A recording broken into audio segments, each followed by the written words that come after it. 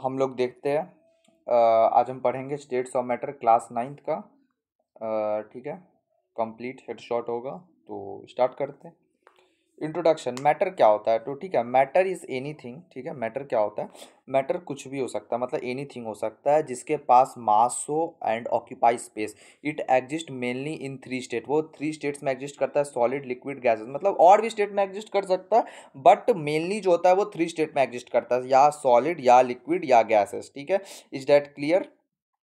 ठीक है, क्लियर होगा। और भी जैसे अदर स्टेट क्या होता है, जैसे आप पढ़े होंगे बोस आइंस्टीन कंडेंसेट होता है, और आपका प्लाज्मा होता है, ये भी अदर स्टेट होता है। बट हमको मेनली जो फोकस करना है वो हमको सॉलिड, लिक्विड और गैसेस में फोकस करना है। ठीक है, तो हम यहाँ सॉलिड कैरेक्टरिस्टिक ऑफ सॉलिड देखेंगे। ठीक है, फिर लिक्विड देखेंगे, गैसेस देखेंगे। उससे पहले कुछ बेसिक हो जाए, कुछ बेसिक हो जाए। ठीक है, तो स्टार्ट करते हैं यहाँ पे। ठीक है, बेसिक में यहाँ कुछ बताने वाला हूँ।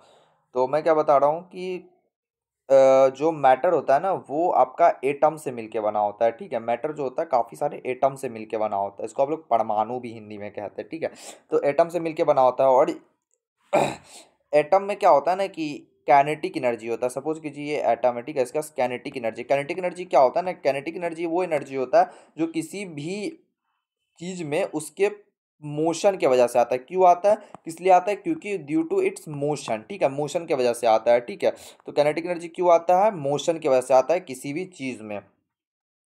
तो हम यहाँ देखेंगे थोड़ा सा।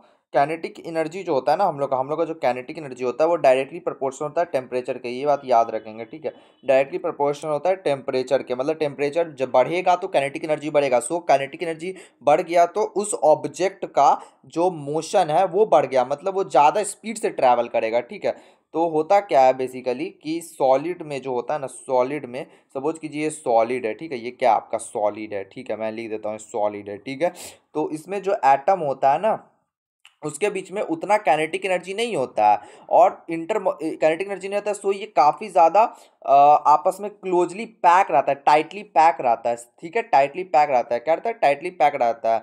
और इसके कारण ये मूव नहीं कर पाता है। ठीक है, बट यहाँ अगर मैं इसको लिक्विड लिख दूँ ना, सॉरी, अगर यहाँ मैं लिक्विड लिख दूँ, लिक्विड कर दूं ना, अगर सपोज कीजिए अगर ये आपका लिक्विड है, तो लिक्विड में क्या रहता है ना कि सॉलिड के कंपैरिजन में जो एज कंपेयर टू सॉलिड। ठीक है, सॉलिड के कंपैरिजन में यहाँ जो काइनेटिक एनर्जी रहता है एटम के बीच में, एटम में जो रहता है, इसके जो पार्टिकल में रहता है वो मतलब उतना नहीं होता है। सॉलिड के तुलना में काफ़ी ज़्यादा, थोड़ा ज़्यादा होता है। सॉलिड की तुलना थोड़ा नहीं, मतलब एज कंपैरिजन टू सॉलिड वो ज़्यादा होता है काइनेटिक एनर्जी। ठीक है, इसके पार्टिकल के बीच में काइनेटिक एनर्जी ज़्यादा होता है। ठीक है, बट गैसेस में क्या होता है ना, गैसेस में काफ़ी ज़्यादा काइनेटिक एनर्जी होता है, जिसके कारण क्या होता है ना कि जो एटम होता है वो काफ़ी दूर दूर भी होता है। ठीक है, तो यहाँ हम उसी के बारे में देखेंगे। ठीक है, आपको कन्फ्यूजन हो रहा होगा कि पार्टिकल क्या, तो देखिए पार्टिकल आपका मॉलिक्यूल्स भी हो सकता है, पार्टिकल आपका एटम भी हो सकता है। ठीक है, पार्टिकल आपका आयंस भी हो सकता है।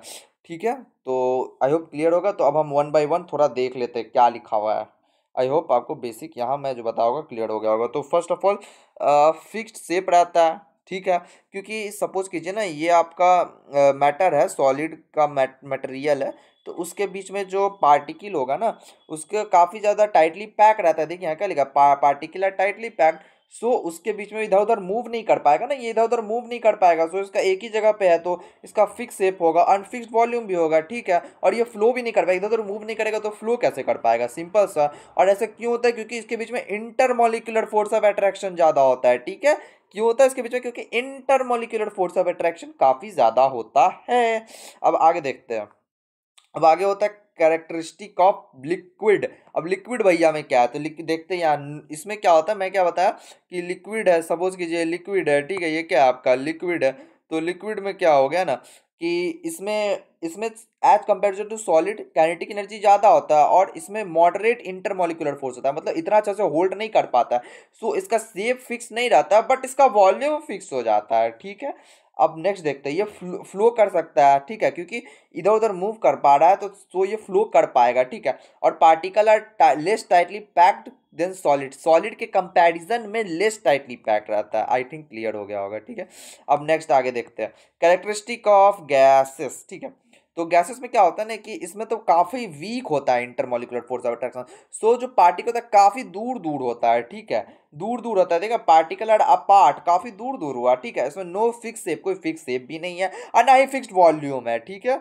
अब देखिए दूर दूर है तो उसको अगर हम कंप्रेस करेंगे, दबाएंगे, तो क्या होगा ना कि पार्टिकल, ये जो पार्टिकल है ये नजदीक नजदीक आ जाएगा, ठीक है, ये पार्टिकल नजदीक आ गया।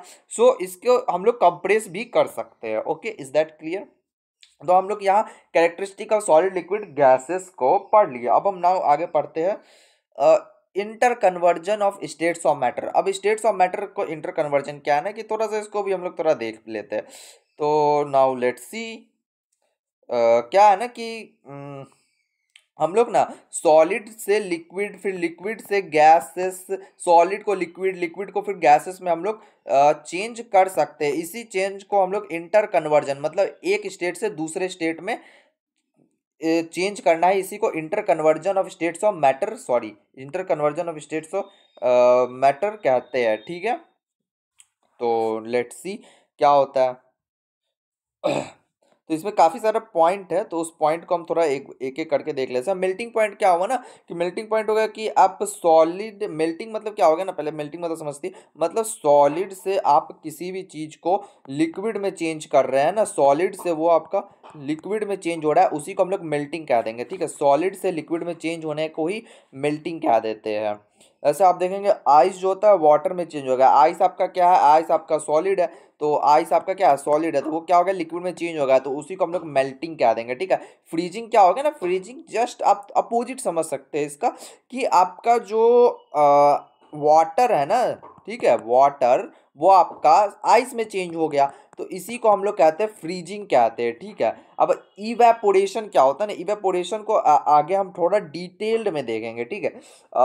आगे हम इसको डिटेल में पढ़ेंगे इवेपोरेशन क्या होता है। उससे पहले मैं थोड़ा कंडेंसेशन बता देता हूँ और सब्लिमेशन का थोड़ा सा इंट्रोडक्शन दे देता हूँ। अच्छा, सब्लिमेशन भी हम आगे पढ़ेंगे डिटेल में। सब्लिमेशन मतलब, कंडेंसेशन मतलब क्या होता है ना कि इसको आप ऐसे समझिए ना कि आपका जो गैसियस से, गैस से आपका कन्वर्ट हो जाता है लिक्विड में, ठीक है। जैसे आप देखेंगे कि हम लोग का बारिश जो होता है ना उसमें एक कंडेंसेशन एक बहुत ज़्यादा ज़्यादा मेन प्रोसेस होता है, मतलब वाटर साइकिल में आप देखेंगे कंडेंसेशन एक बहुत इंपॉर्टेंट प्रोसेस है। उसमें क्या होता है ना कि आपका जो गैसेस है ना वो लिक्विड में चेंज हो जाएगा, मतलब गैसेस क्या होता है आपका लिक्विड में चेंज होता है, उसी को हम लोग कंडेंसेशन कहते हैं, ठीक है। अब हम आगे देखते हैं इफेक्ट ऑफ द टेम्परेचर।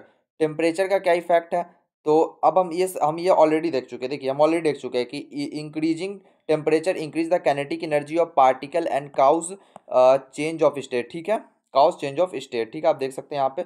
अब effect of pressure, effect gases can compress by applying pressure and change their volume, ठीक है। यहाँ क्या कह रहा है ना कि हम यहाँ थोड़ा इसको डिटेल में इस पॉइंट को समझते हैं, ठीक है, कि अगर हमको इंटर कन्वर्जन करना है, मतलब सॉलिड से लिक्विड में कन्वर्ट करना है या लिक्विड से गैस में कन्वर्ट करना है, तो उसमें दो प्रोसेस होता है, या आप टेम्परेचर के थ्रू कर सकते हैं या आप प्रेशर के थ्रू कर सकते हैं, सॉरी। तो टेम्परेचर के थ्रू आप कैसे करेंगे तो देखते हैं। अगर आप टेम्परेचर बढ़ाएंगे तो मैं ऑलरेडी एक्सप्लेन कर सकता हूँ, काइनेटिक एनर्जी बढ़ जाएगा, सो वो पार्टिकल दूर दूर चला जाएगा, क्योंकि पार्टिकल मतलब बेसिक बेसिक क्या है, क्यों कन्वर्ट हो रहा है, बेसिक जो है वो क्या क्या है कि वो आपस में दूर दूर जा रहा है या पास पास है, उसी कारण स्टेट चेंज हो रहा है। तो टेम्परेचर बढ़ते काइनेटिक एनर्जी बढ़ गया, सो वो दूर दूर चला गया या पास पास आ गया, तो उसी के कारण चेंज हो रहा है। सो एक टेम्परेचर फैक्टर का, प्रेशर क्या हुआ, जैसे गैस का दूर दूर है, ठीक है, तो आप उसको पास ला दिए, तो पास ला दिए तो वो क्या हो गया ना, सॉलिड में चेंज हो गया, तो प्रेशर के कारण भी चेंज होता है, ठीक है।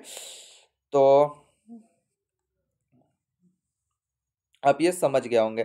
अब आगे देखते हैं थोड़ा सा सब्लिमेशन क्या होता है। सब्लिमेशन में ऑलरेडी बता चुका हूँ कि क्या होता है कि चेंज हो जाता है directly from solid to gas, मतलब सॉलिड से लिक्विड और फिर लिक्विड से गैस ना चेंज होके वो क्या होगा, डायरेक्ट सॉलिड से गैस में चेंज हो जाएगा। जैसे आप देखते होंगे कि वाटर क्या होता है ना कि पहले क्या होता है, आइस वाटर में चेंज होता है, मतलब वो आइस लिक्विड में हुआ फिर वो गैस में चेंज होता है, बट इसमें क्या है कि डायरेक्ट सॉलिड से गैस में चेंज हो जाएगा, मतलब बीच में वो लिक्विड में चेंज नहीं होता। बट सारे सब्सटेंस ऐसे चेंज नहीं होता है, कुछ सब्सटेंस जैसे कि कैम्फर्ड हो गया, ठीक है, आप एक और होता है जैसे नेफ्थलीन होता है, ठीक है, ड्राई आइस हो गया, ड्राई आइस कुछ नहीं होता आपका, CO2 ही होता है, ठीक है, CO2 ही ड्राई आइस होता है, आप याद रखेंगे।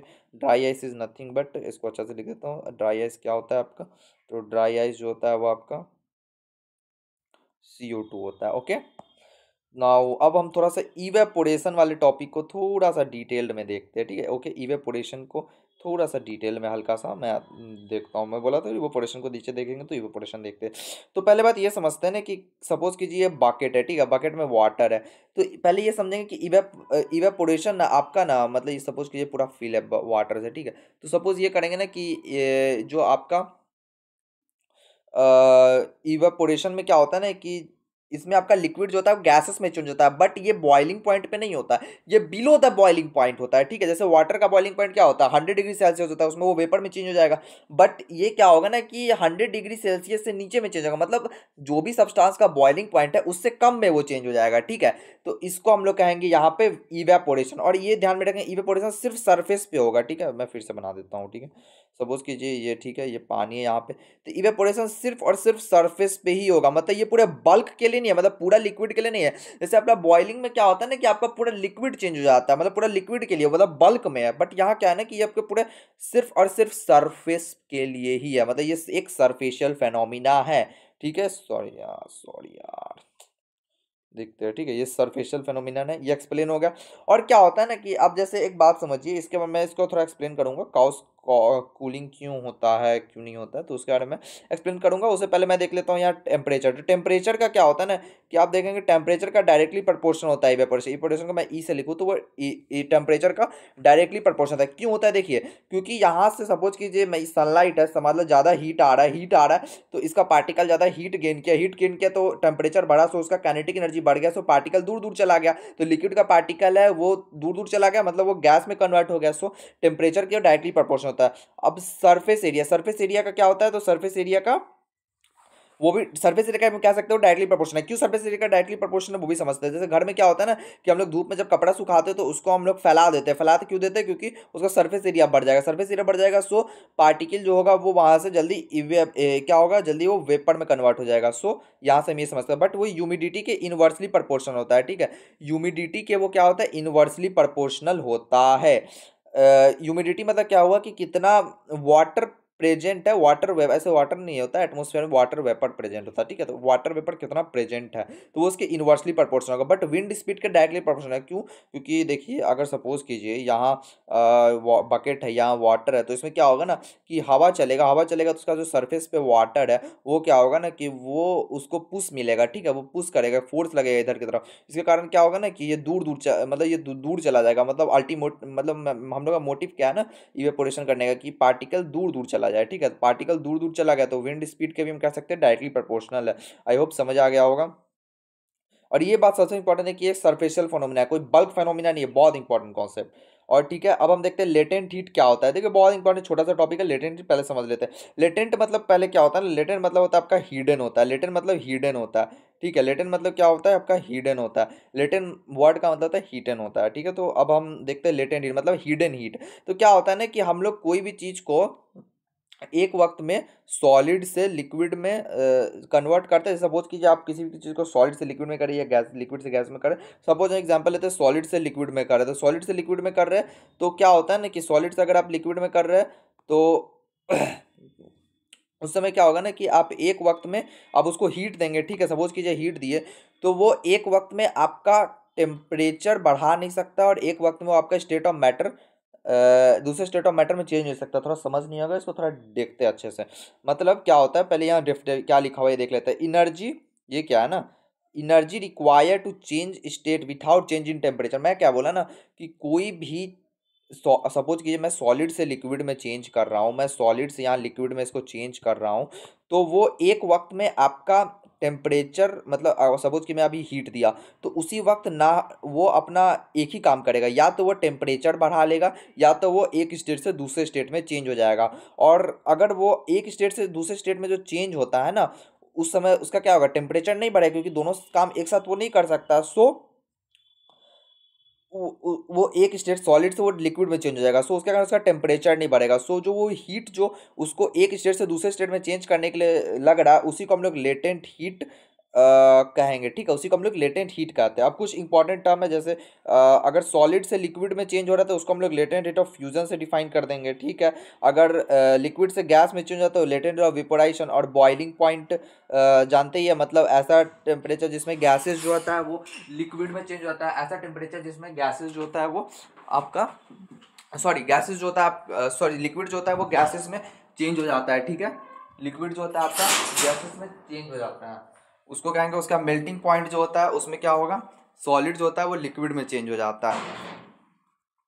और कुछ इंपॉर्टेंट टर्म देख लेते हैं। एक बहुत ज़्यादा इंपॉर्टेंट रिलेशन है kelvin equal to Celsius plus 273, ठीक है। ये एक रिलेशन होता है। कैल्विन क्या होता है, कैल्विन ऐसा यूनिट होता है, ऐसा यूनिट किसका होता है, टेम्परेचर का। कैल्विन इज ऐसा यूनिट ऑफ टेम्परेचर, ये बात याद रखेंगे, ठीक है। और ये काफ़ी ज़्यादा इंपॉर्टेंट रिलेशन है। और ऐसे ये एग्जैक्ट 273.15 होता है, बट हम इसको अप्रोक्स 273 लिख सकते हैं।